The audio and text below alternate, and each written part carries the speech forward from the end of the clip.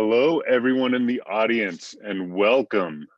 We at the UCI Alumni Association are thrilled to welcome you to this event where we're going to have an amazing program featuring a headlining speaker who we are honored to present to you today, and very thankful for her time.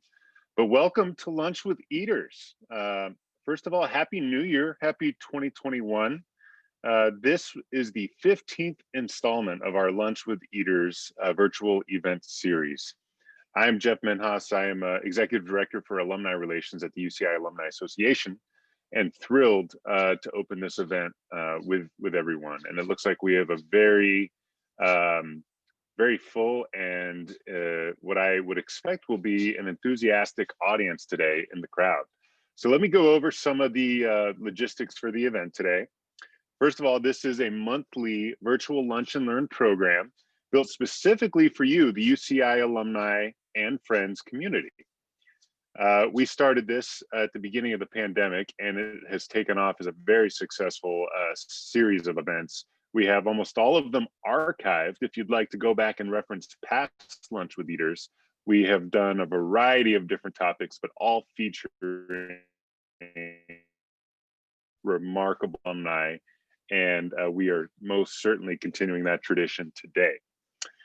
We have a few other resources I wanted to quickly mention before we get into the program. We have a resource called the Anteaters Go Virtual webpage. This is on the UCI alumni website, and it houses all of our virtual resources, and there are many. So if you are looking for our calendar of past recorded and upcoming live virtual events, that is there. We have resources for you to get more involved. If you'd like to engage with the university, if you'd like to engage as a mentor to UCI students who potentially need it now more than ever, or even younger alumni, we invite you to do that through the Anteater Network mentorship platform, which you can find on that Anteaters Go Virtual website. We also have other resources, including ways for you to advance your career, to find other resources, and even fun things like downloadable content for you to express your creative outlets during this very interesting year. So check out those resources. For the event today, participants, you are all in the audience, you're muted audibly to eliminate background noise for the program. However, we do not want you to stay quiet. We'd love for you to participate in today's event. In fact, we are going to have a Q&A section for the last 15 minutes of this event. So we encourage you throughout the hour, if you have questions for our featured speaker, to submit those in the Q&A function in the Zoom. We also have a chat, which we encourage you to use throughout. And I know many of you may know each other in the audience, so feel free to have some banter with yourselves and with our host. So we'll circle back to that. We're going to keep it to a tidy hour, so we'll be out by 1 o'clock, but I think this hour will fly by. So with that, I have the wonderful pleasure and honor of introducing our featured speaker. Erin Gruwell is a teacher, author, and founder of the Freedom Writers Foundation. By fostering an educational philosophy that values and promotes diversity, Erin transformed her students' lives. She encouraged them to rethink rigid beliefs about themselves and others, and ultimately rechart their futures. We're going to learn exactly how in today's program. I'd also be remiss if not mentioning that Erin has been a model alumna of UCI, has been a past member of the Alumni Association Board of Directors, is heavily involved still with the university, hiring interns from our School of Social Ecology field study program, hiring Anteaters as they graduate to work for the Freedom Writers Foundation, and connecting Anteaters around the world. Erin is a dear friend of mine, and I'm just so thrilled to have the chance to get to talk to her today. And with that, everyone in the audience, please join me in giving Erin Gruwell a great big virtual Anteater welcome. Welcome, Erin. Thank you. As I just wrote in the chat room, I feel like today is going to be an Anteater family reunion, And for those of you that know me, those that have known me since I was 18 as a freshman attending UCI. I know there's some alumni like William who knows me when. And those of you that have known me throughout the years, the thing I miss most is the ability to be present, to give an anteater hug to each and every one of you. So we're going to do that virtually today. But I'm so honored to spend this hour with you. And I think this has been a very surreal week. And so I'm feeling very tender about the state of the union. And why I wanted to state that first and foremost is what I learned at UCI was to be a critical thinker, to be a lifelong learner, and to always question authority. And we need to do just that right now. And so all of those lessons I learned as that young anteater living in the dorms have stayed with me, both personally and professionally. So I'm just really honored, Jeff, to be able to share this journey of how it started living in that Mesa Court dorm, how I learned amazing lessons by learning from Jill Halvack and those fine folks in SPOP, S-P-O-P. I attended SPOP as a freshman. It was an incredible experience to learn from undergrads who had so much to share, and I had so much to learn. And I went on to become a coordinator for SPOP. And a lot of those lessons I learned, ironically, in the midst of my undergrad, I still use to this very day as a teacher, more so as a student. And so UCI has really been the backbone of everything that I have done. When I see my graduation year and realize that it is the 30th reunion, I'm on the committee for the 30th reunion. It will be virtual. I wonder how could 30 years have gone by this quickly? I want to pretend that I'm still an undergrad. I just spent 2 hours this morning with undergrads from UCI in a field study that we are running. So I know I'm not cool, and I try to be like, hanging out with the kids. I'm not. But I think back and I reflect, like, where did those 30 years go? But what was my constant, my North Star, was the ability to always go back. And so after I left, I continued to go back year after year, quarter after quarter, and so much so that UCI is really kind of baked in to everything that I do. As Jeff mentioned, I work beside and with and for UCI interns, UCI graduates, and we just elected a UCI alum to be the chair of my board, Mr. Bob Romney. So UCI is in the pulse of everything that I do. And I just think it's really important to always give back, especially now when people are hurting and need that touch and need that intimacy of being a part of something that is bigger than themselves.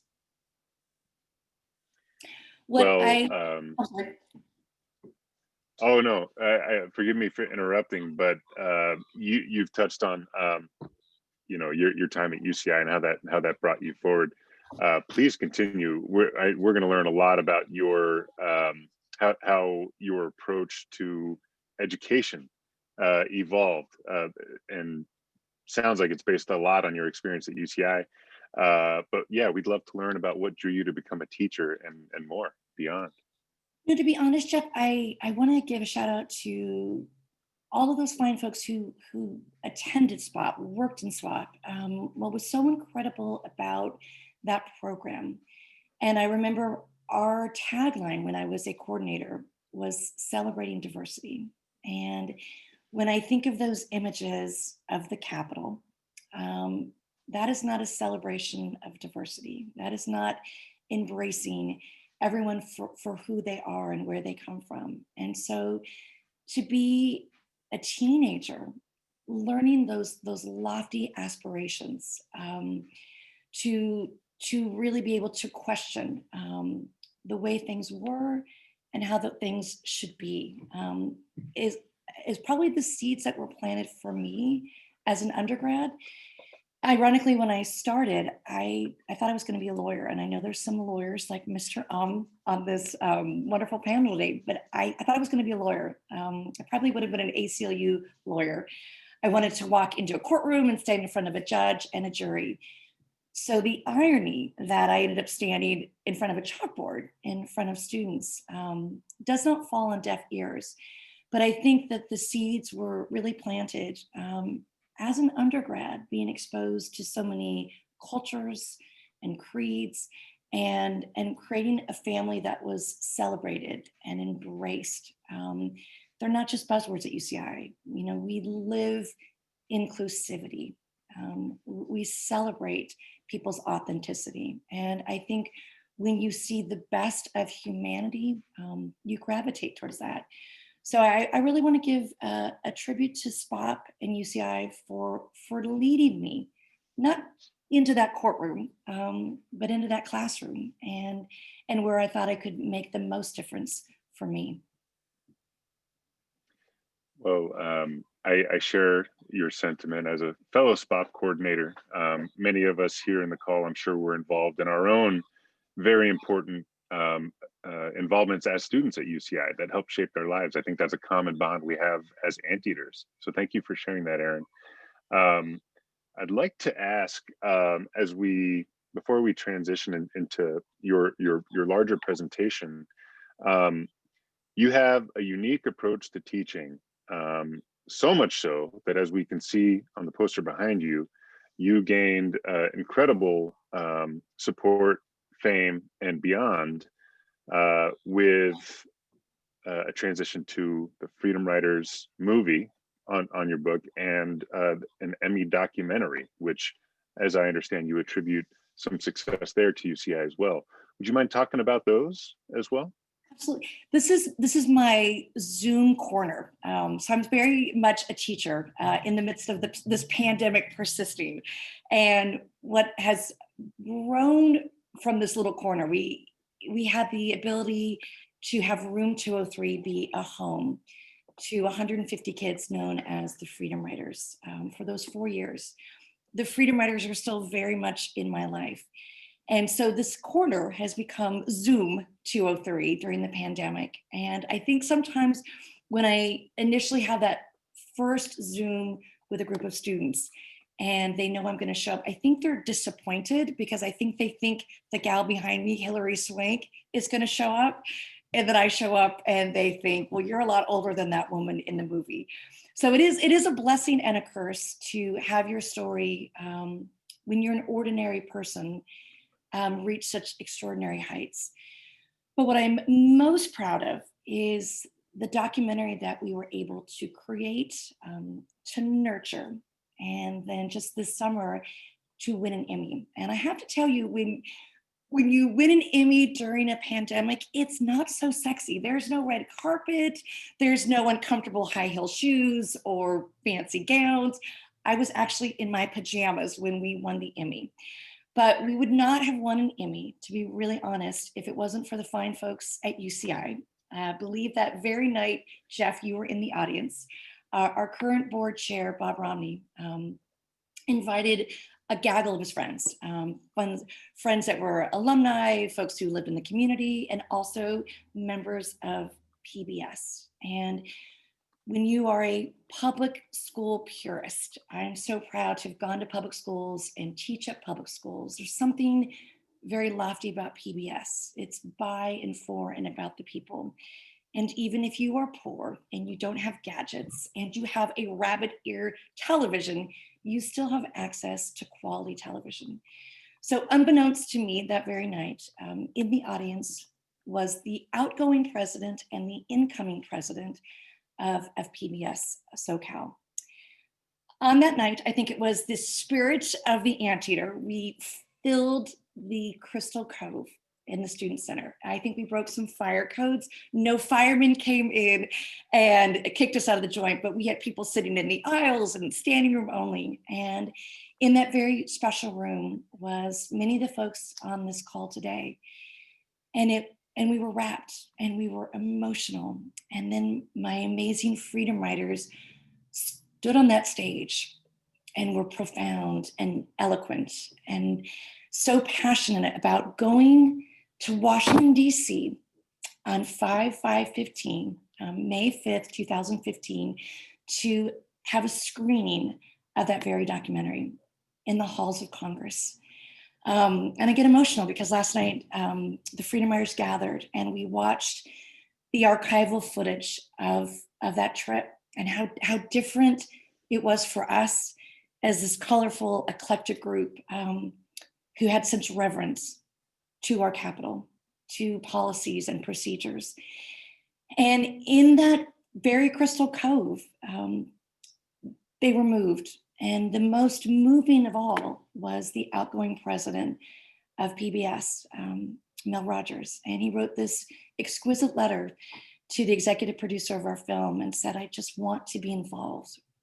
And I don't think that would have happened if it wasn't for the ambiance of what was created in that space. We were different shapes and sizes and colors and hues, but we came together to celebrate humanity. And in that moment, we were all cheering, we were all celebrating, we were great empaths.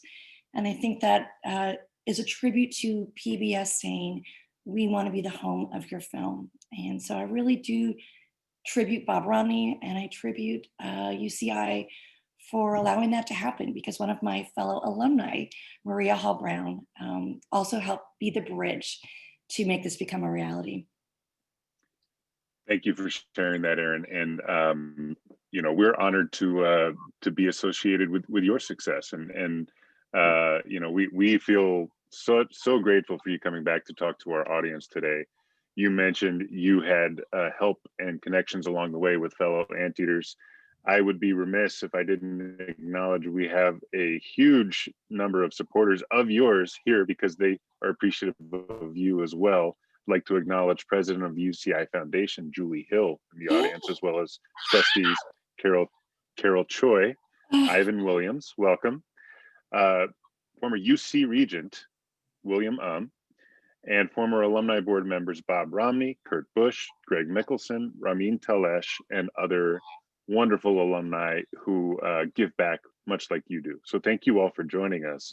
I'm going to now ask for a poll, just a quick poll to pop up as we transition into the next portion of this event.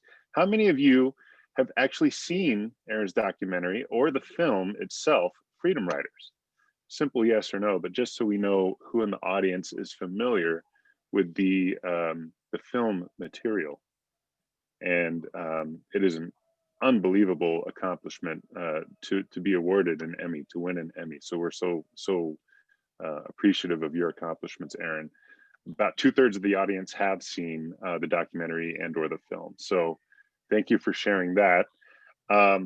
We have a quick video to lay that we're going to roll momentarily to set the stage for the next portion of as we turn it over to Erin. Please join me in watching this quick video.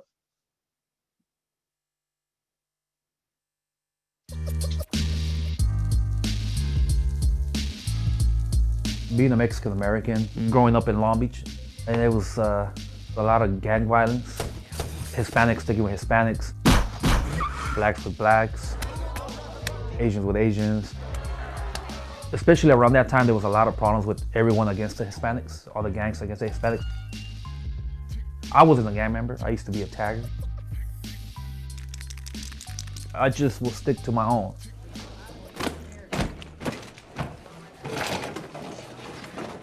One of my favorite scenes is actually, there was an incident that happened in the classroom.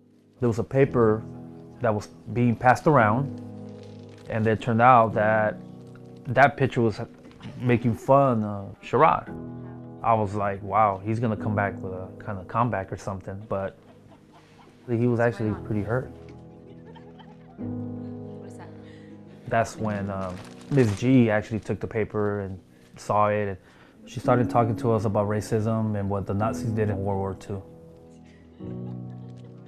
They'd print pictures like this in the newspapers. Jewish people with big, long noses. Blacks with big, fat lips. They'd also publish scientific evidence that proved Jews and blacks were the lowest form of human species. In fact, life would be a whole lot better if they were all dead. That's how a Holocaust happens. That's when the big question came up. That's when I raised my hand and I asked her, what is that? What is the Holocaust? She asked everyone. Raise your hand if you know what the Holocaust is. That scene right there, it took me back in time. And I was just remembering sitting there watching Ms. G after that incident happened in real life that I lived it. It changed my ways of thinking towards other races. It made me realize that we all get cut, we all bleed the same color.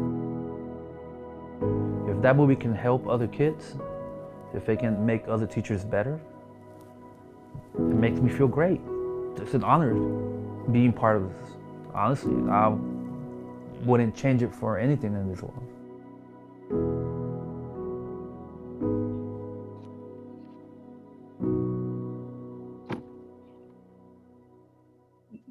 Before I go backwards, I need to go forward. I want to paint a picture of Carlos in a 1965 mint condition Impala.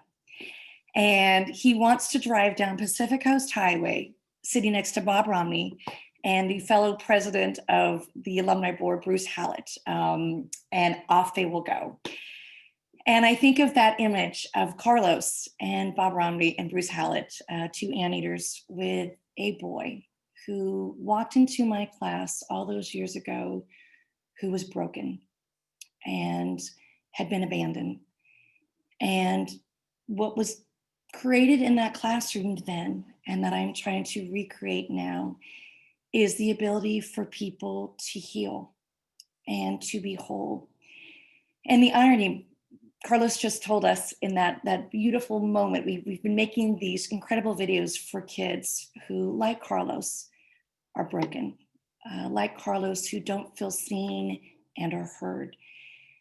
And the very first time I learned about Carlos in a very toxic teacher lounge where they didn't embrace thy neighbor. They weren't inclusive or accepting, all those great traits that I learned at UCI. I wanted education to be the bastion of meritocracy. And I heard negative things about this boy. Unbeknownst to me then, there was this school to prison pipeline where young men of color disproportionately line the halls of our juvenile halls and our prisons. And Carlos was in that pipeline. He'd been kicked out of every class and every school he ever attended, as so many of my other young boys who would have that name Freedom Rider bestowed on them. He was a tagger, and he used to write his name on every surface, every wall, locker, every corridor and overpass. And the name of choice was Idol. This is long before American Idol was a buzzword. And he said that tagging made him feel special, made him feel seen. So they were ready to pounce. You know, when Carlos takes out that marker or that spray can, we're going to kick him out. The first time Carlos raised his hand, I kind of winced. I thought he was actually going to flip me off. He did not. He had a legitimate question, and that question was really profound. He asked, Miss G, which I thought was kind of irreverent. I thought, he's not even trying to pronounce my last name right. But he said, Miss G, do you think I was an ugly baby? And when you are confronted with something like that, as a teacher, you have to think fast on your feet. And so my retort was no, there's no such thing as an ugly baby. And he said, well, I must have been, or why else would my mom have abandoned me when I was 6 months old? At that very moment, if I would have understood abandonment, I would have been able to predict that for the next 2 decades, that Carlos would be a part of my journey, that this beautiful boy would go from calling me Miss G to Mama G. And for any of my wonderful Latino colleagues and classmates, on November 10th, which is Mexican Mother's Day, every year, I get a dozen red roses from Carlos for being his mama. And so I wanted to start there with that scene because when the pandemic hit, my fear then in March was what happens to all of those Carloses? There's going to be a digital divide, and there is. There's going to be people who are lost and are falling through the cracks, and there are. How do we help them? How do we see them? How do we hear them? And how do we help? And it has been daunting and it has been beautiful. And so the Freedom Writers and my fabulous team, we rallied and we thought, how can we look at the most important things when people are scared and anxious and they're having mental health moments? How do we promote mental health parity in a classroom via Zoom and get rid of stigmas and stereotypes and have candid conversations that are courageous? And so day by day, week by week, in this little Zoom 203 corner, we have done just that. We are working with the most vulnerable among us and allowing them to have a voice, to want to read, to want to write, and in doing so, to right a wrong. And I want to tell you about the first day with a group of kids that we hand selected that were kids who were part of that prison pipeline. They were kids between the age of 10 and 13, and they were the majority of which had already been kicked out of 3 different school units. So either a class or a district. They had social workers and somebody from the county probation office that was assigned to each and every one of these kids. So their teacher, who was a Freedom Writer teacher trained by myself and Freedom Writers, was the last resort. If you don't pass this course, we're going to send you to juvenile hall. We don't care if you're 10, 11, or 12 or 13. On our very first day, that video that we showed of Carlos, we were going to have these young people be exposed to literature, to moving moments in history, to allow them to think outside the box, to color outside the lines, and be a little messy, because life is messy. And so one of the little boys who showed up in our Zoom hadn't really quite figured out how to do the camera, and you could only see the top of his eyes. Some of his classmates didn't have proper computers. One of his classmates had to walk 3 miles to a Starbucks in the midst of this COVID crisis because he lived in a trailer and didn't have electricity. And off we went, trying to make things real, trying to make things relevant, trying to keep these kids to hold on. The idea that it gets better. And one of the questions we had as a writing reflection, we asked them to go into the chat room and to type away, was where they saw themselves in 10 years. The theme of that moment was resilience. We were going to show them examples of freedom writers who had fallen, but they fell forward. And when you become part of something that's bigger than yourself, there's someone there to catch you. So I was hoping I would probably get a couple corny responses. It's day one, it's Erin Gruwell, not Hilary. So I wasn't quite sure what I would get. But I was thinking in 10 years, they're going to be that rock star. They're going to be that athlete, that icon, that artist. And a little boy of 10 years old wrote in all caps in our chat room, DEAD,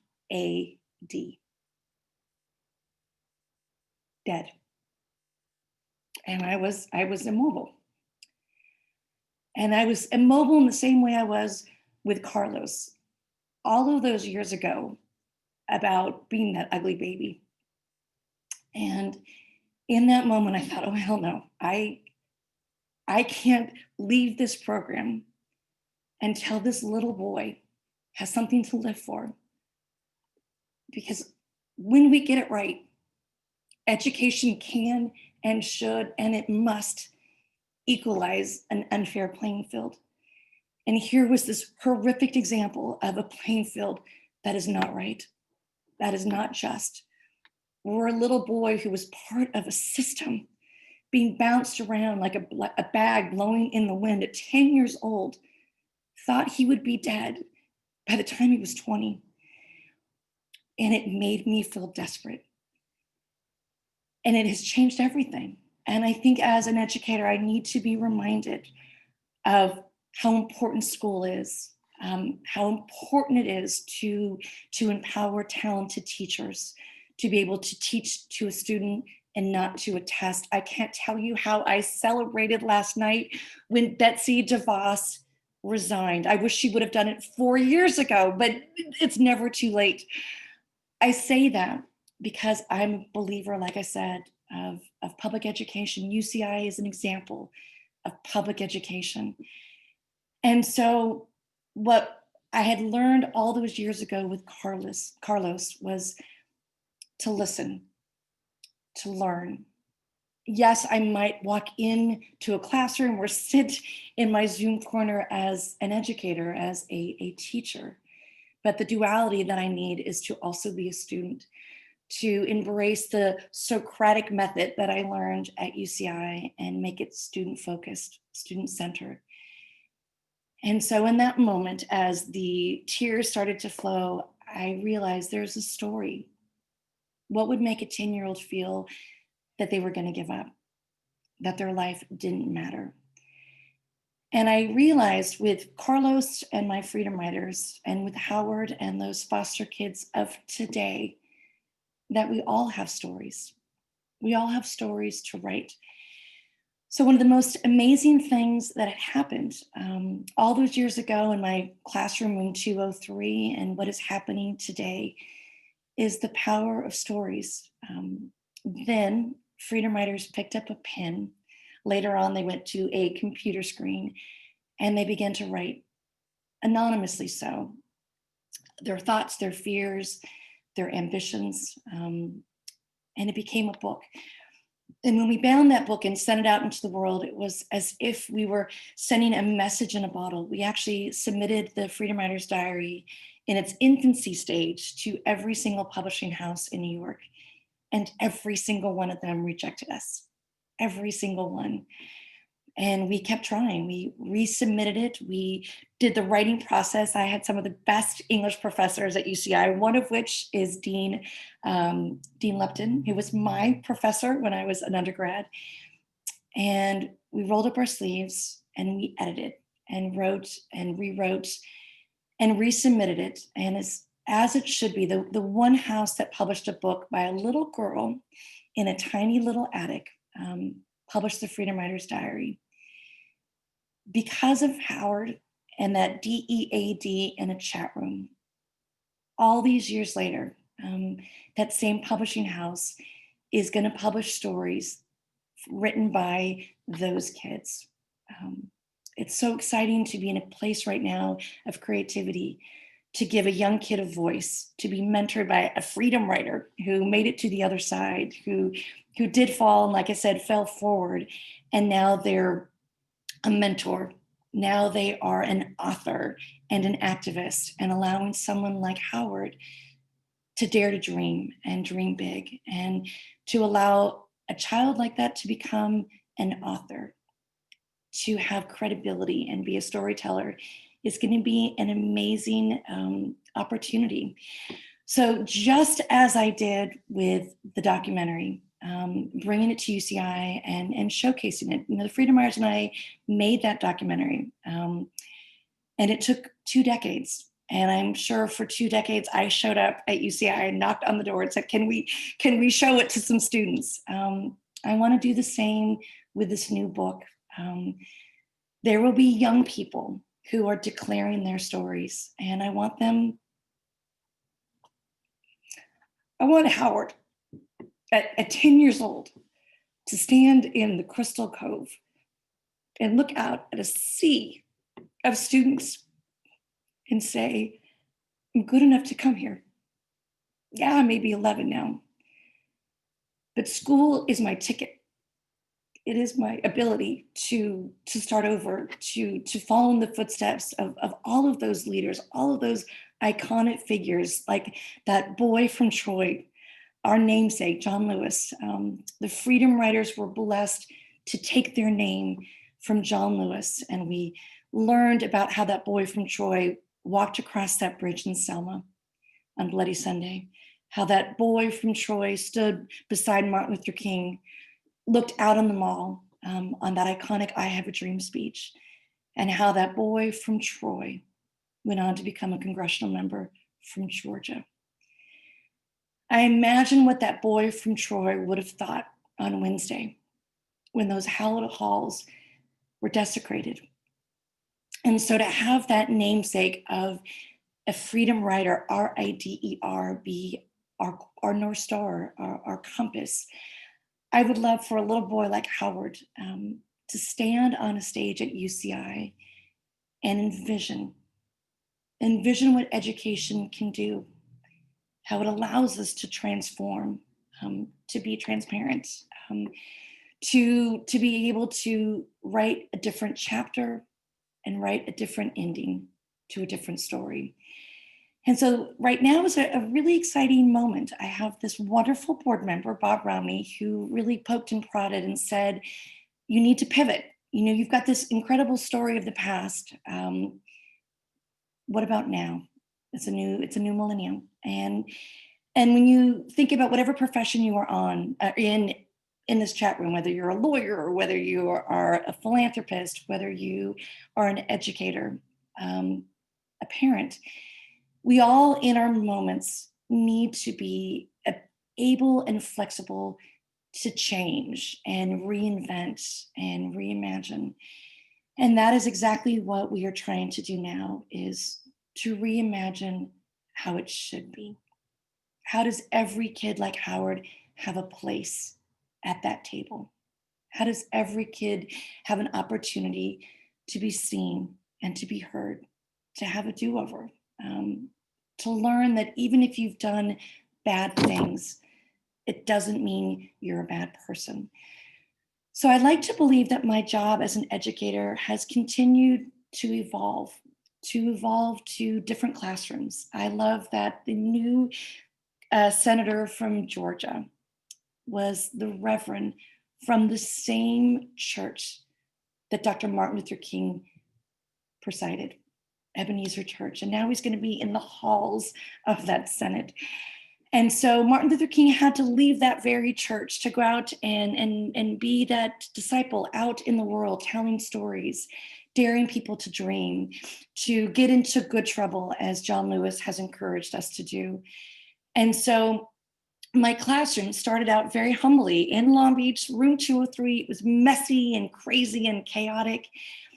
And now it is larger. It is not just contained to 4 walls or simple assignments. I've been really blessed that the Freedom Writer story, once it was published, teachers found it, they discovered it, and we've been able to educate teachers all over the world. We run a teacher training program that UCI alumni and undergrads participate in, where we bring educators from all over the world to Long Beach to learn beside my original Freedom Writers. And that's been really difficult during the pandemic because we haven't been able to gather teachers. We've had to pivot and reimagine and to do it online. And I'm so excited. The last time we did one of those presentations online, there were educators from 47 countries who joined us. Countries I haven't even visited yet. Languages I didn't even know were exposed to our story or had seen that movie. It was probably a bad dub version of the movie, but somehow, some way they discovered us. And what made me so proud is I was in the chat room with a lot of those teachers saying hello to teachers in Poland or Saudi Arabia, or there was a teacher from Uruguay who just never left. He just kept coming back minute after minute with questions and comments. What was so amazing is in this pivot, in this space, this virtual online space, we can reach more people. We can transcend barriers and boundaries. We can unite. The Freedom Writers and I had the ability to go to the Middle East. Carlos, the young man you saw earlier, I was able to take with me. And that's a daunting task to say to him, the US State Department is sending us to talk to Israelis and Palestinian teachers who were literally separated by a wall. But we're going to build a bridge. we're going to tear down those barriers and those boundaries. And so in this virtual space, as today, we can gather. Traditionally at 12 o'clock noon on a Friday, most of us would be at our jobs. And yet we could stop and we can pause and we can come together and create community and create family. And so that has been my task, along with my talented staff, is recreating. How do we reach that teacher who is struggling? There's a teacher in Nepal named Siddhartha who has attended every single one of our Freedom Writer forums. I don't know what time it is in Nepal each and every time he joins us, but the fact that he does is amazing. And so what I've been thrilled about is in this reinvention, I'm still learning. I feel like that kid who just graduated and was going to start my new job. And what I realized really early on is I knew enough to know that I didn't know enough. So I was constantly going back to Jill Helvick's, my SPOC director, and saying, what do I do? This is scary. And I have this insecurity and this imposter complex. And there's all these things I want to do in room 203. How do I do it? I still have those insecurities all these years later. And a lot of the folks that have joined us today are probably the people who get the midnight call for me in those moments of panic that, are we doing the right thing? Is this pivot making sense? Can we have those same kind of relationships in a Zoom that we do in person? Could things still be aspirational and emotional? And can people emote through a screen when they used to do it in person? And so this is a really interesting time for me to recreate everything that we are doing, but it's exciting, and we are able to really see the fruits of our labor. My hope is that what we create in terms of this new book, our curriculum, and with the other projects that we've had in play, that people will feel empowered. You know, we want to engage them, of course, we want to enlighten them, but most importantly, we want to empower them. And empowerment means standing up. Empowerment means speaking up, and empowerment means speaking out. We learned from incredible truth tellers who were survivors, one of which was a survivor of Auschwitz. She very candidly looked right at my students and said, "Evil prevails when good people do nothing."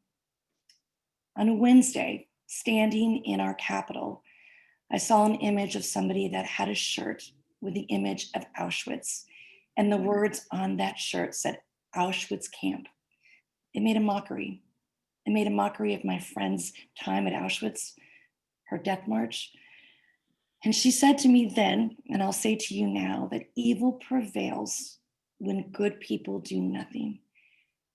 And I'd like to believe that now in the sacred space at UCI, we are all good people, but we have to stand up and speak out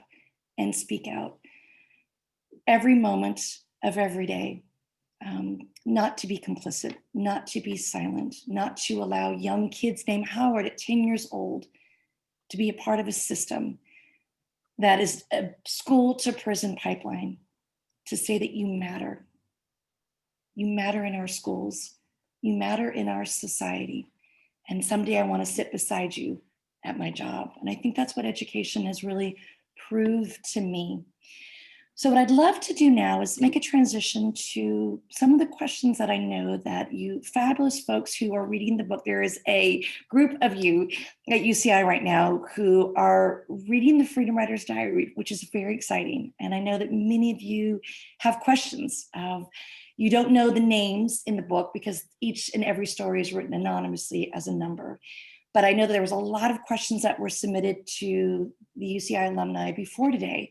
So I'd love to do in our last 15 minutes together is to have Jeff be able to pose some of those great questions that came from our alumni who are enjoying the words written by students that are hopefully universal and are not just contained to room 203 in Long Beach. And Erin, everything you have said and everything you do is from your heart. And we greatly, I just will speak for myself. I greatly admire that.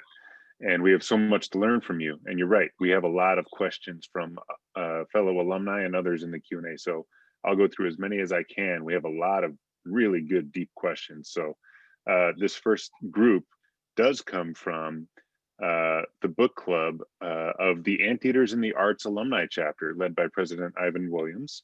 They have an Ant Reader book club, and their first selection was, as you said, the Freedom Writer's Diary, appropriately.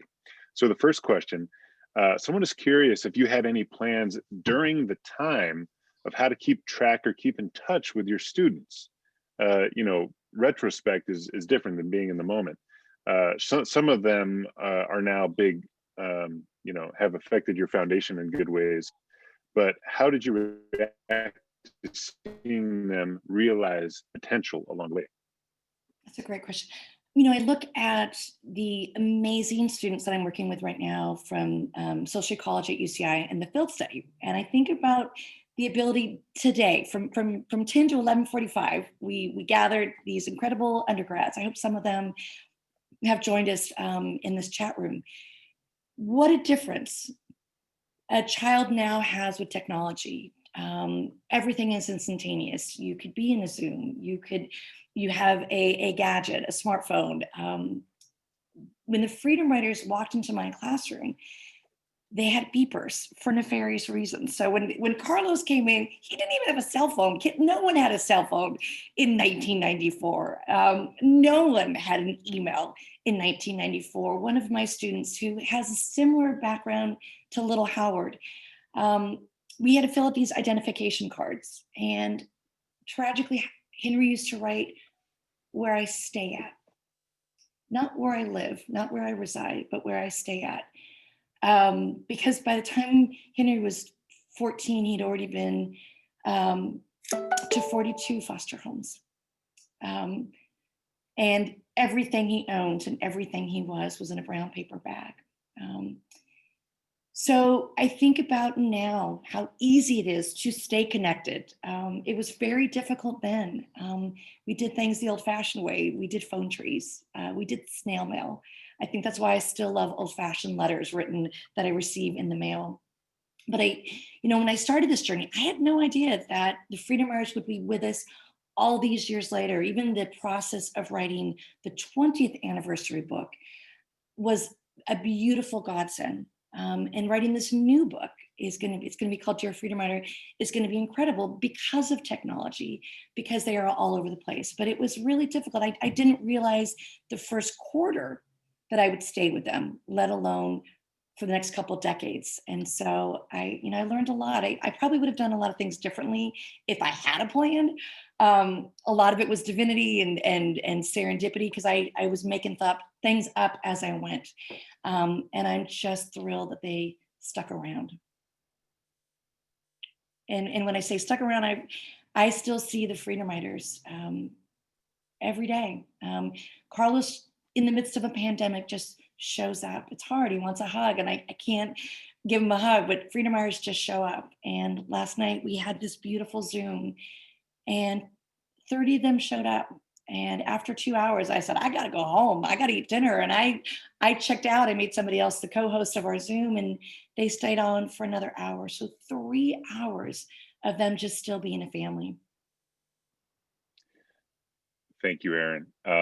We have a question which I am not going to ask you to answer, but Lorraine Navarro asks, how can we nominate you to serve as the next U.S. Secretary of Education? Oh, so that I'm going to take that, and I'm going to transition to a more current event related question from the Ant Reader Book Club. Are there a couple of key initiatives that you feel the American educational system needs to do right now to make an impact on current students who struggle with the same challenges as your students in the Freedom Writers Diary? Absolutely. I think right now, with all that we watched in the summer, with George Floyd taking his last breath, Breonna Taylor being shot in her home, I learned in a New York Times cover story that the very last thing that Breonna Taylor did that evening was watch the Freedom Writers movie.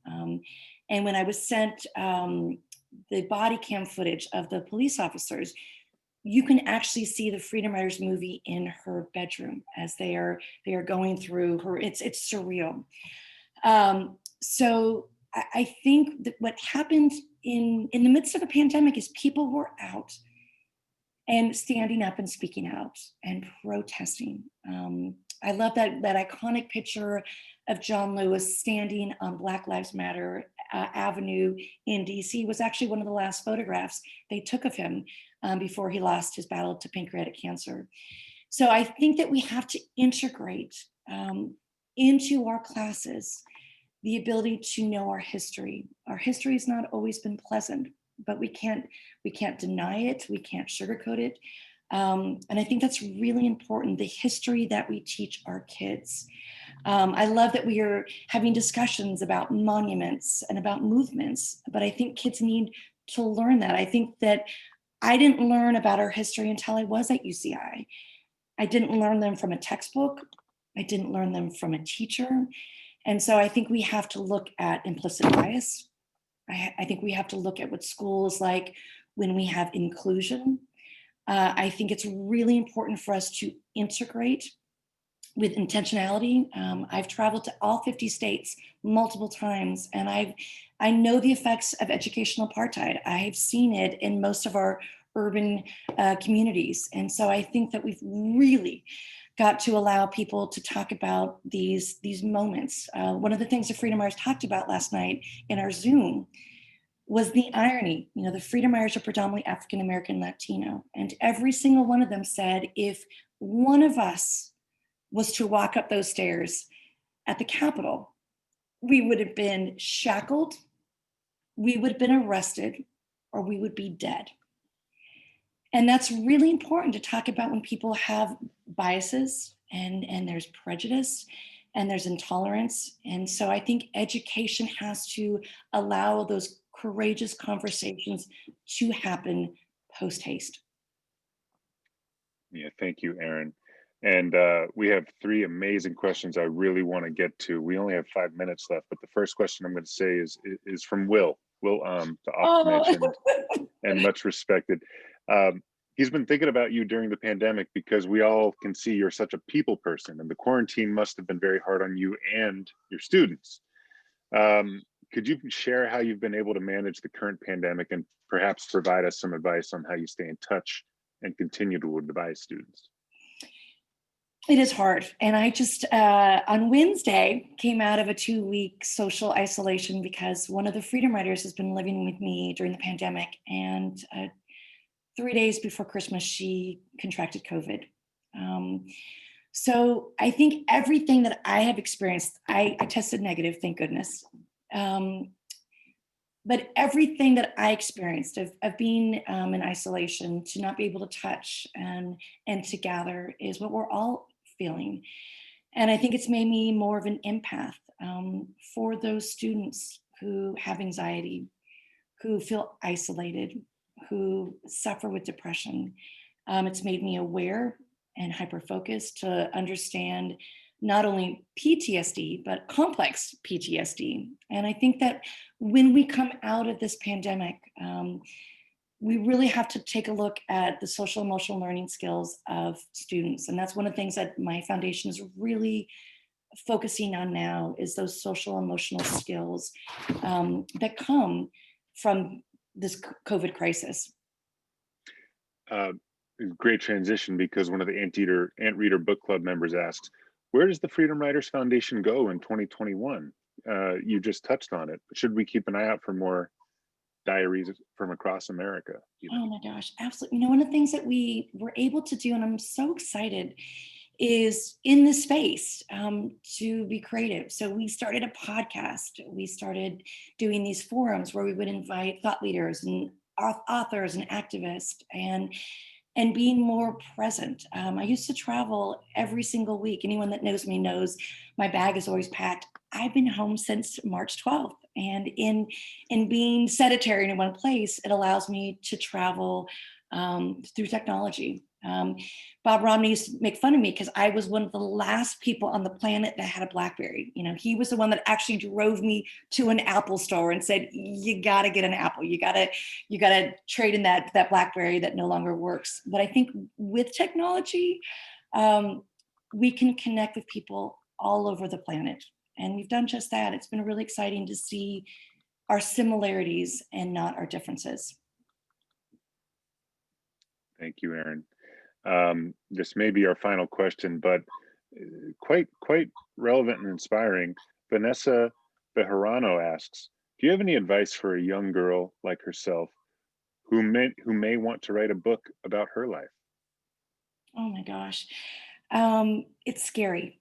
I have to admit that in this process, I've been both the cheerleader and I've also been the author under a table in fetal position, sucking my thumb when I wrote my memoir.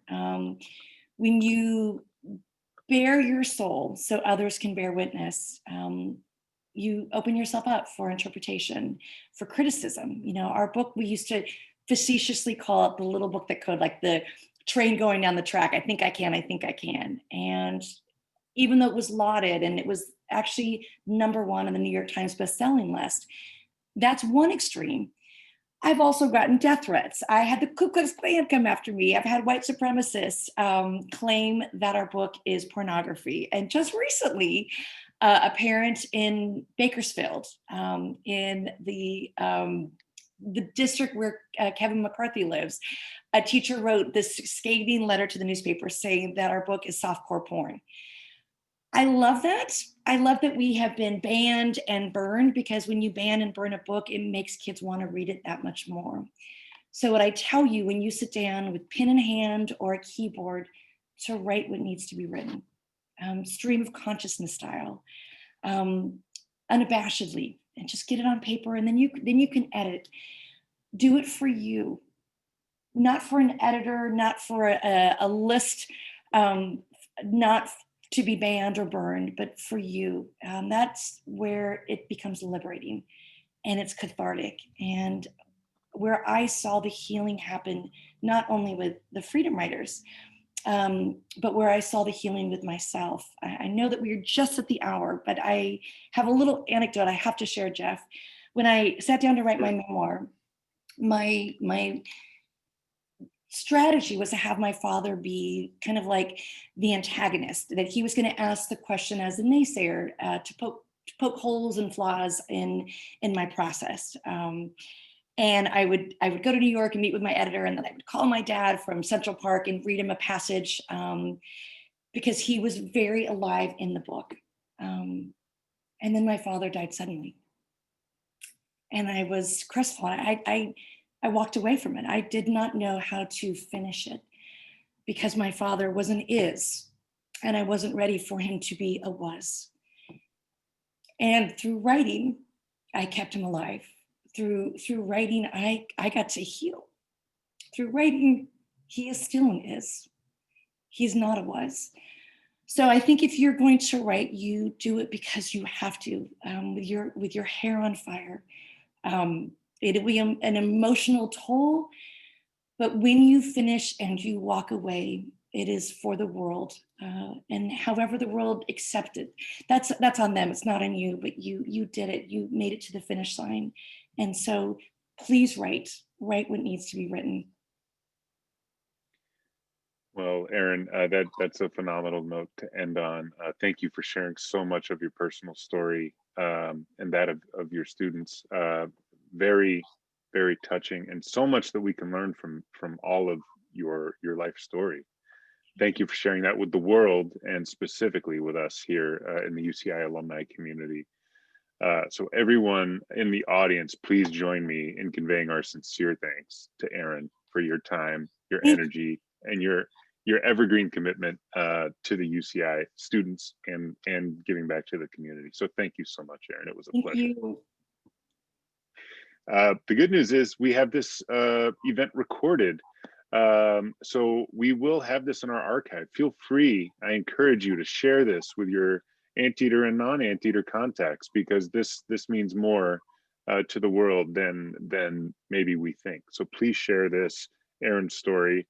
A couple other quick things. We will have a poll popping up on the screen, just a quick feedback for us on these events. So please take a minute to add or to answer that poll. Give us a little feedback. What other type of events might you be interested in attending? As you know, all of our events right now are virtual and as safe as we can make them. In the meantime, our next Lunch with Eaters, the 16th one, will be held on Friday, February 12th from 12 to 1 p.m. Mark your calendars.